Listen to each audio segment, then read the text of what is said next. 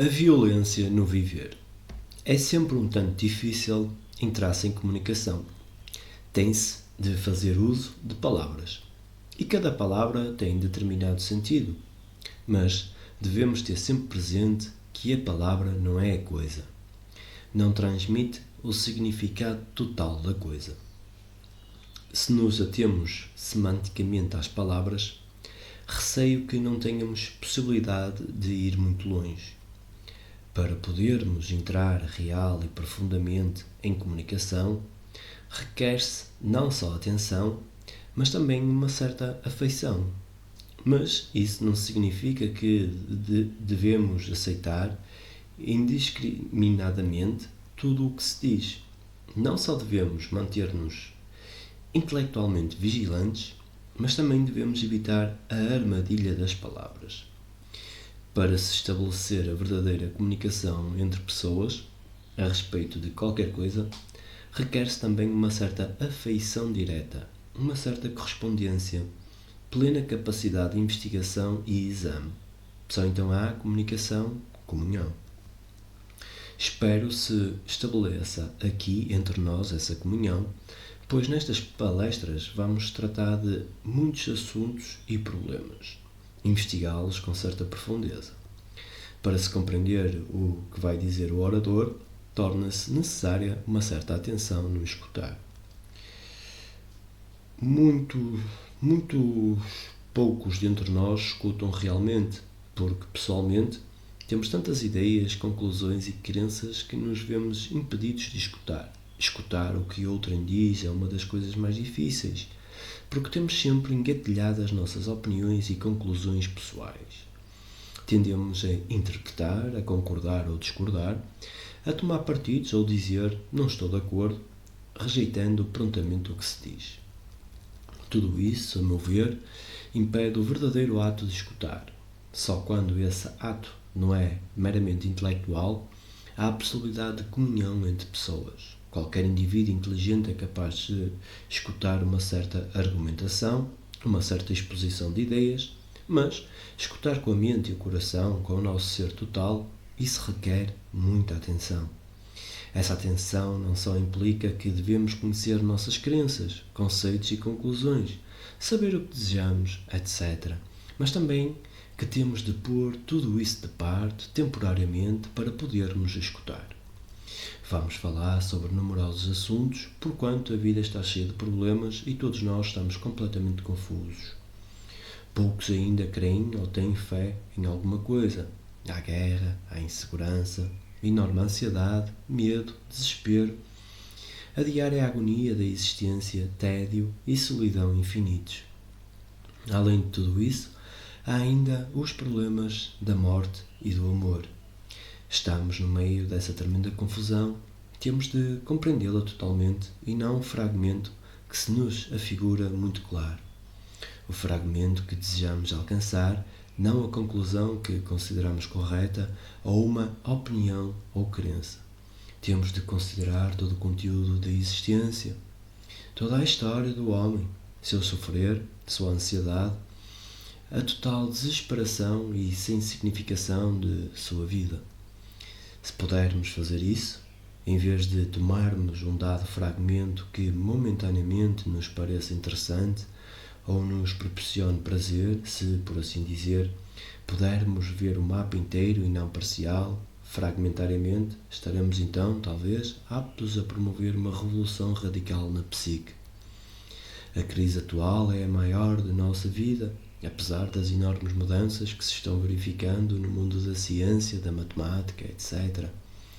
Tecnicamente, observa-se uma extraordinária mudança, ao passo que na psique do ente humano tem havido muito pouca alteração. A crise não é consequência do progresso técnico, porém, antes, de nossa maneira de pensar, de viver, de sentir.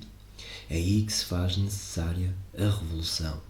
Essa revolução não pode realizar-se de acordo com um dado padrão, porque, psicologicamente, nenhuma revolução é possível por mera imitação de uma dada ideologia. Para mim, todas as ideologias são absurdas sem nenhuma significação. O que tem significação é o que é, e não o que deveria ser. A compreensão do que é exige liberdade para olhar tanto exterior como interiormente. Na realidade, não existe a divisão de exterior e interior. Trata-se de um processo, de um movimento unitário, e quando se compreende o exterior, está-se também compreendendo o interior. Mas, infelizmente, separamos, dividimos a vida em fragmentos: exterior, interior, bom, mau, etc. Assim como dividimos o mundo em nacionalidades, com as consequentes aflições e guerras, assim também dividimos a nossa existência em interior e exterior. Essa se me afigura a pior coisa que se pode fazer: fracionar a existência em diferentes fragmentos. É aí que reside a contradição em quase todos nós nos vemos enredados e, portanto, em conflito. Em vista de tantas complicações, tanta confusão e aflição, e de enorme esforço humano despendido para construir uma sociedade que se está tornando cada vez mais complexa, há a possibilidade de vivermos neste mundo totalmente livres de confusão e contradição e, portanto, livres do medo? A mente que teme não pode, evidentemente, ter paz. Só quando total e completamente livre do medo torna-se a mente apta a observar e investigar. Um dos nossos maiores problemas é a violência, não só no exterior, mas também no interior. A violência não é apenas física, pois toda a estrutura da psique está baseada na violência. Esse esforço incessante, esse constante ajustamento a um padrão, a perene busca do prazer e, por conseguinte, o desejo de evitar tudo o que causa dor, pondo-se de parte a capacidade de olhar, observar o que é, tudo isso faz parte da violência. A agressividade, a competição, a constante comparação entre o que é e o que deveria ser, tudo isso, sem dúvida, são formas de violência. Porque o homem, desde os começos da história, escolheu a guerra como maneira de vida. Nossa existência diária é de guerra, tanto interior em nós mesmos como exterior. Andamos sempre em conflito com nós mesmos e os outros. É possível a mente ficar totalmente livre dessa violência? Nós necessitamos de paz, tanto externa como internamente, mas a paz não é possível sem liberdade, se não nos livrarmos completamente dessa atitude agressiva perante a vida. Sabemos, todos nós, que existe a violência, que há tremendo ódio no mundo, guerra, destruição, competição, cada um empenhado em alcançar seu prazer pessoal. Tudo isso representa uma maneira de vida geradora de contradição e violência. Disso sabemos intelectualmente, sobre isso temos refletido, estatisticamente podemos examiná-lo, intelectualmente somos capazes de tudo racionalizar, dizendo: ora, isto é inevitável. É a história humana dos últimos 2 milhões e mais de anos e por este caminho continuaremos. Há a possibilidade de efetuar uma revolução total na psique, na pessoa, não considerada como indivíduo. O indivíduo é a entidade localizada, o americano, o indiano, o russo. Muito pouco pode ele fazer, mas nós não somos entidades localizadas. Somos entes humanos.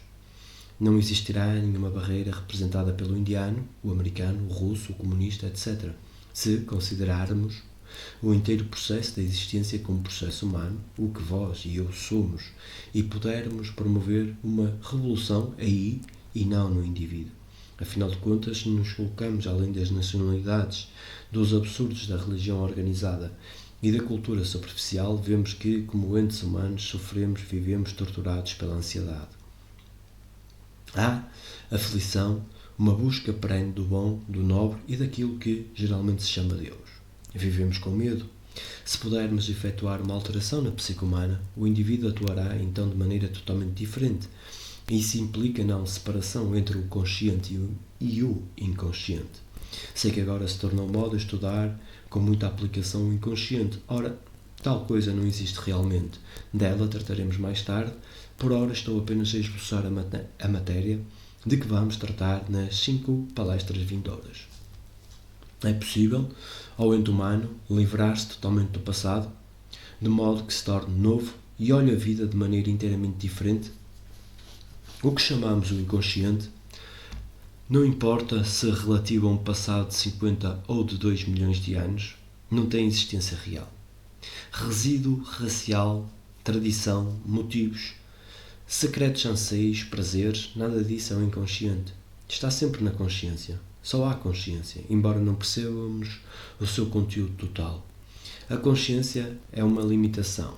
Nessa consciência estamos a mover-nos de um campo para o outro, aos quais damos nomes diferentes. Entretanto, trata-se sempre da consciência. Todas as nossas atividades no âmbito do inconsciente, do consciente, do passado, do futuro, etc., estão contidas nesse campo. Se estamos bem conscientes do nosso processo de pensar, sentir, agir, observamos por nós mesmos que estamos a enganar-nos, mover-nos de um campo para o outro, de um canto para o outro. A consciência é sempre limitada porque nela existe sempre o observador. O observador, o sensor, onde quer que esteja, causa a limitação da consciência. Toda a mudança ou revolução promovida pela vontade, pelo desejo de prazer, pelo evitar ou fugir, pela pressão, pela tensão, pela conveniência, fica dentro daquela consciência e, por conseguinte, é sempre limitada, sempre causadora de conflito. Se observarmos esse fato, não através de livros ou através de psicólogos e analistas, porém realmente como um fato que se verifica em nós mesmos, como entes humanos, teremos inevitavelmente de perguntar-nos se é possível estarmos conscientes quando necessário no exercício da profissão e atividades semelhantes, e estarmos livres da consciência onde ela represente uma limitação. Isso não significa cair num estado de transe ou de amnésia, ou abandonar-nos a algum absurdo místico, mas se não nos livrarmos dessa consciência que nos fecha, que nos prende ao tempo, não teremos paz. A paz não depende dos políticos ou dos exércitos, que têm seus direitos adquiridos. Não depende dos sacerdotes, nem de crença alguma. Todas as religiões, à exceção de uma, talvez duas, o budismo e o hinduísmo, sempre falaram de paz e promoveram a guerra. Esta se tornou a nossa maneira de vida, no meu sentir, se o homem não se libertar da limitação dessa consciência que o prende ao tempo em cujo centro está o observador, continuará a sofrer infinitamente. É possível esvaziar-se o todo da consciência, a totalidade da mente, com todos os seus artifícios e vaidades, seus embustes, seus anseios e códigos de moral, etc. Tudo isso como base, essencialmente, no prazer. Pode uma pessoa libertar-se totalmente, esvaziar a sua mente, de modo que possa olhar, agir, viver de maneira toda nova, diferente? Digo que isso é possível, mas não por motivo de vaidade ou de alguma extravagância supersticiosa, mística. Só é possível se se percebe que o observador, o centro, é a coisa observada. Requer-se muita compreensão para se chegar a esse ponto. Não é o caso de concordardes ou discordardes sentimentalmente. Sabeis o que significa compreensão? A compreensão, por certo, não é intelectual, não é dizer-se compreendo vossas palavras, a significação de vossas palavras. Isso não é compreensão, nem o é uma concordância emocional, sentimental. Há a compreensão de qualquer problema, qualquer questão, quando a mente se acha totalmente quieta, sem que essa quietude tenha sido provocada, conseguida à força de disciplina. Há então compreensão. Isso acontece, com efeito, quando temos um problema qualquer. Depois de muito refletir a seu respeito e investigá-lo, examiná-lo de todos os lados, não encontramos nenhuma solução, pômo-lo de parte e a mente se torna quieta em relação a ele. E então, subitamente, vem-nos a solução. Isso acontece com muitas pessoas. Não é nada de extraordinário. A compreensão só pode vir quando há percepção direta e não uma conclusão lógica. Nessa questão, pois, é como pode um homem, um ente humano, não um americano, um inglês, um chinês, como pode um ente humano criar uma nova sociedade? Só poderá criá-la se, em si mesmo, como ente humano, ocorrer uma revolução total, quando não tiver medo, por ter compreendido a natureza, a estrutura, o significado do medo, por ter entrado diretamente em contacto com ele, que não é uma coisa que deve ser evitada, porém compreendida. Isso é possível?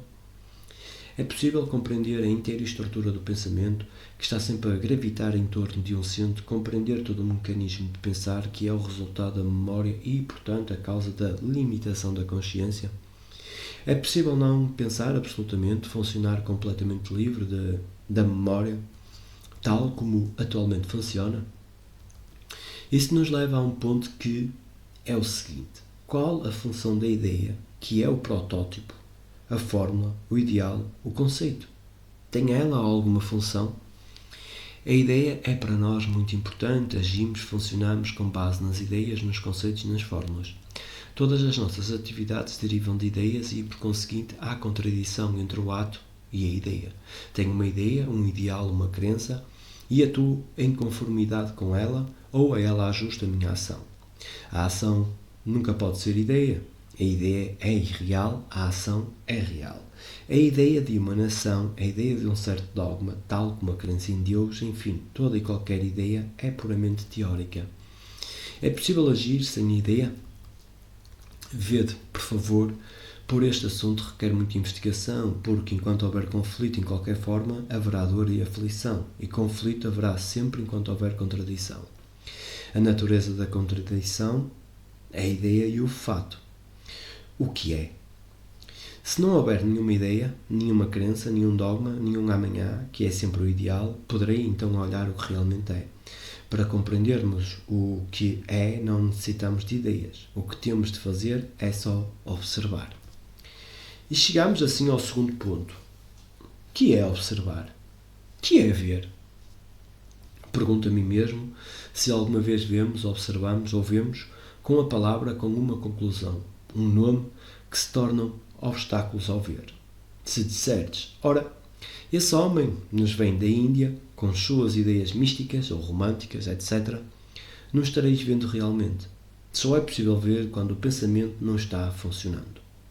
Se estáis à espera de alguma coisa, de não sei o quê, esta expectativa vos está impedindo de escutar a ideia, o conceito, o conhecimento, vos impede de observar. Se olhais uma flor, uma árvore, uma nuvem, um pássaro, o que quer que seja, vossa reação imediata é dar-lhe nome, de gostar ou não gostar da coisa, pô-la numa categoria e arquivá-la na memória. E cessastes de olhar.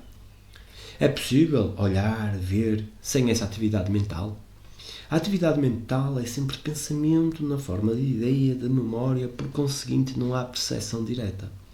Não sei se já observastes vosso amigo, vossa esposa ou marido, olhando simplesmente.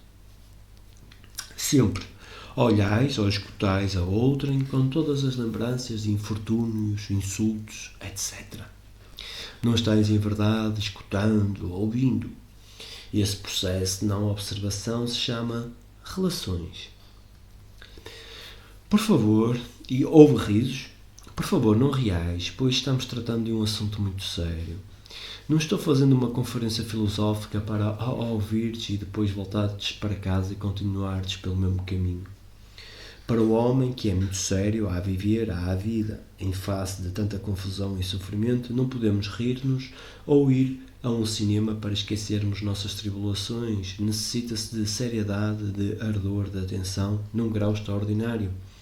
A seriedade não é uma reação, todas as reações são limitações. Mas quando observamos, escutamos, olhamos, então começamos a indagar se o homem tem alguma possibilidade de libertar-se do seu condicionamento. Todos nós estamos condicionados pelos alimentos, os trajes, o clima, o meio cultural, a sociedade em que vivemos. É possível o homem libertar-se desse condicionamento? Não num futuro distante, porém instantaneamente.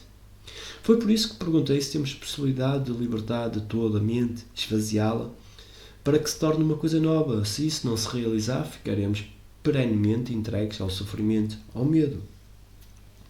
É possível libertar a mente do passado, por inteiro? E se é, como poderemos esvaziá-la?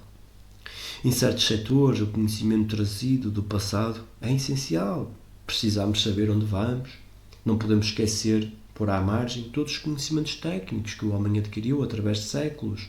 Mas eu estou falando a respeito da psique, que tem acumulado tantos conceitos, ideias e experiências e se acha aprisionada nessa consciência que tem por centro o observador. Fiz aquela pergunta e qual é a resposta? É uma pergunta correta e não uma pergunta descabida. Quando se faz a pergunta correta, obtém-se a resposta correta, mas necessita-se de inteireza para se fazer a pergunta correta. Fizemos a pergunta correta? É possível ao homem que vive há tantos séculos, há milhões de anos, que tem seguido a senda da violência, aceitando a guerra como maneira de vida, tanto no cotidiano como no campo de batalha? É possível ao homem transformar-se de todo e começar a viver de maneira completamente diferente? Feita a pergunta, quem responderá a ela? Pretendereis procurar alguém que vos dê a resposta? Um guru? Um sacerdote? Um psicólogo? Ou estáis esperando que o orador responda? Se faz corretamente a pergunta, a resposta está nela contida. Mas muitos poucos de nós já fizeram tal pergunta. Aceitemos a norma da vida e a alteração dessa norma exige abundante energia. Estamos vinculados a certos dogmas, certas crenças, certas atividades como norma da vida. Estamos comprometidos e temos medo de alterar a norma, pois não sabemos o que dessa mudança resultará. Compreendo tudo o que a questão implica, podemos fazer a sério aquela pergunta. A maneira como a fazemos é, de certo, muito importante. Podemos fazê-la a nós mesmos, intelectualmente, por mera curiosidade, num momento de folga de nossa rotina diária, mas, desse modo, não teremos a resposta. A resposta depende da mente, do séria que é, do indolente que é, do indiferente que é a estrutura e as aflições da existência.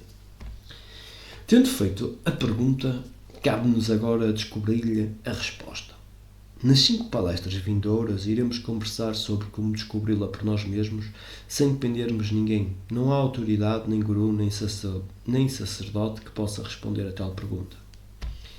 E alcançar o ponto em que psicologicamente não dependeremos de ninguém é o primeiro e provavelmente o último passo que temos de dar.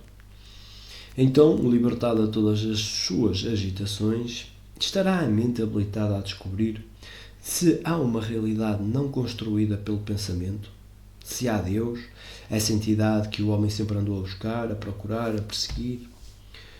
Temos de responder àquela pergunta e também de responder à pergunta: o que é a morte? Uma sociedade, um ente humano que não compreende o que é a morte, não saberá o que é a vida, nem saberá o que é o amor. O mero aceitar ou rejeitar de uma coisa que não seja produto do pensamento é bastante infantil, falta de madureza. Mas, se desejamos investigá-la a sério, temos de lançar as bases da virtude, a qual nada tem que ver com a moralidade social. Temos de compreender a natureza do prazer, não negar ou aceitar o prazer, porém compreender a sua natureza, sua estrutura. E ainda precisamos estar livres do medo e, por conseguinte, ter a mente completamente livre do descontentamento e do desejo de mais experiência. Então, só então, a meu ver, teremos possibilidade de descobrir se alguma coisa existe além do medo que criou Deus. Interrogante. Podereis repetir aquela parte importantíssima tal como a formulastes? Krishnamurti, acho que não posso fazê-lo. Posso? Isso seria percorrer de novo todo o caminho andado, noutra ocasião, talvez. Interrogante. Que é esse estado da mente, do corpo, do cérebro, constituído de energia, e no qual o ego é inexistente? Krishnamurti. É muito fácil fazer perguntas, mas quem responderá a elas? Por favor, considerai seriamente isto. Quem irá responder? O fazer a pergunta correta exige muita inteligência. Não estou dizendo que não sois inteligente, porém, sim, que se necessita de muita compreensão. Se fazeis uma pergunta com o fim de confirmar vossas ideias ou de obter uma informação, não estáis perguntando realmente. Se a fizeis a fim de dissipar vossa própria confusão, pode-se formular uma pergunta quando se está confuso,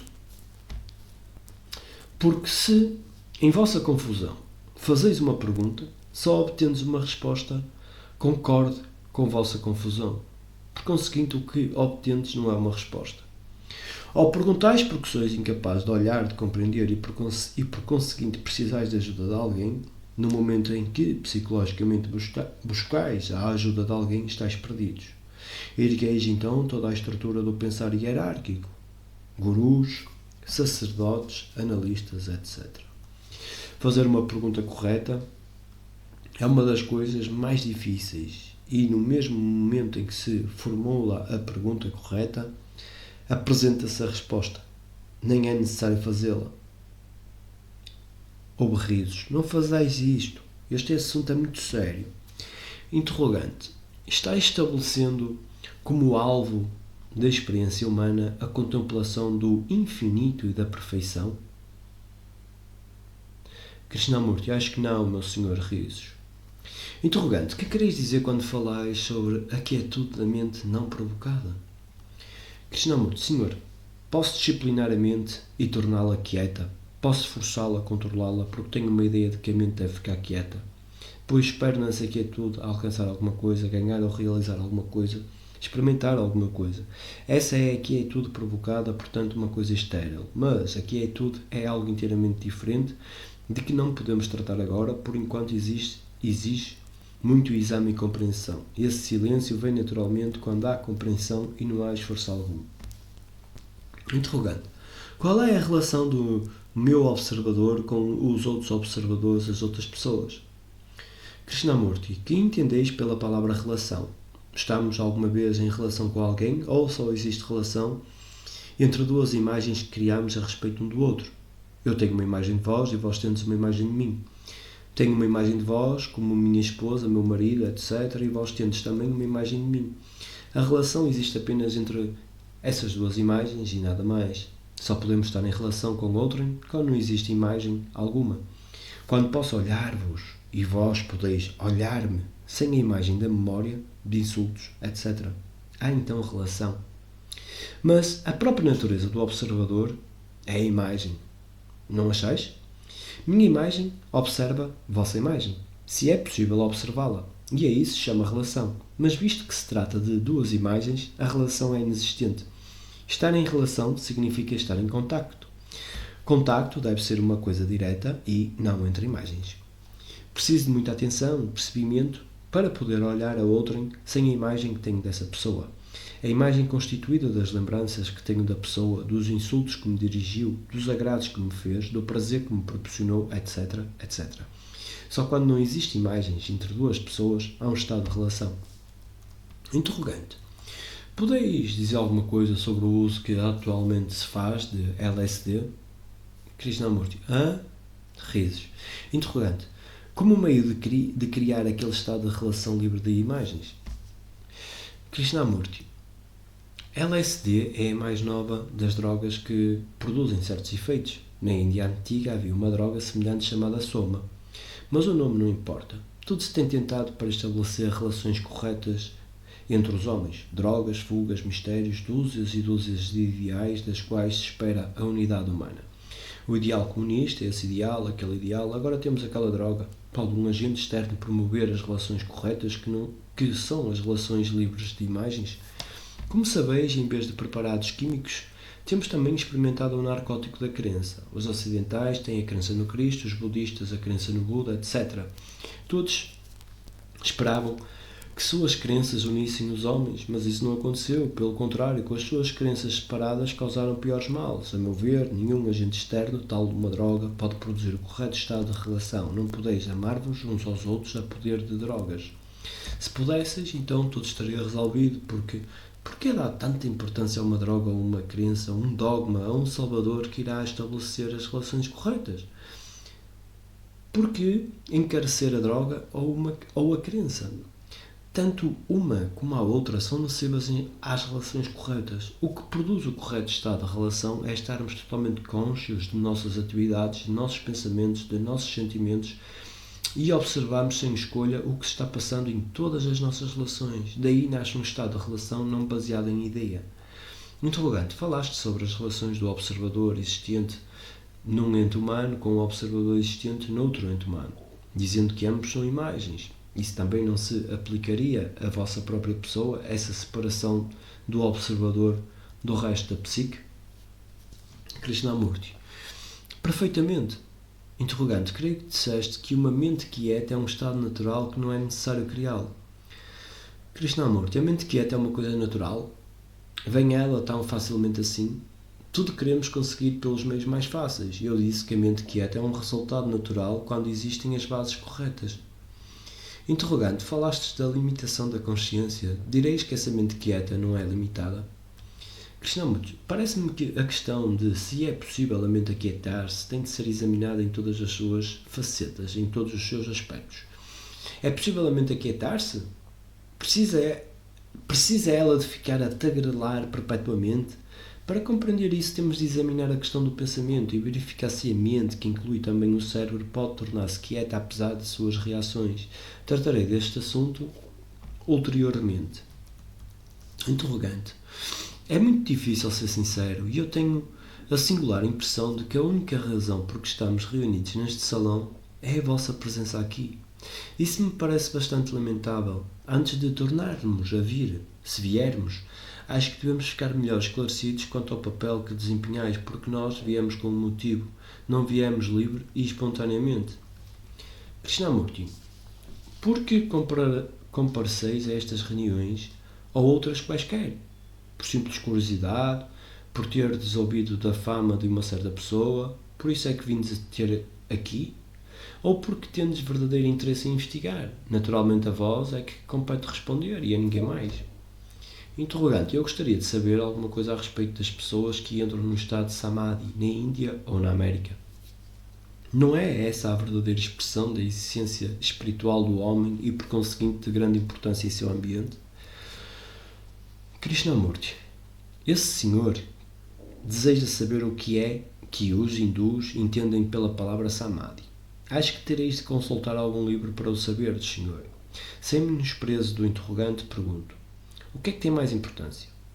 É mais importante saber o que é Samadhi, um êxtase ou o que quer que seja, ou descobrir, cada um por si próprio, a aflição em que vive, sua confusão, seu interminável conflito interior e averiguar se isso pode terminar.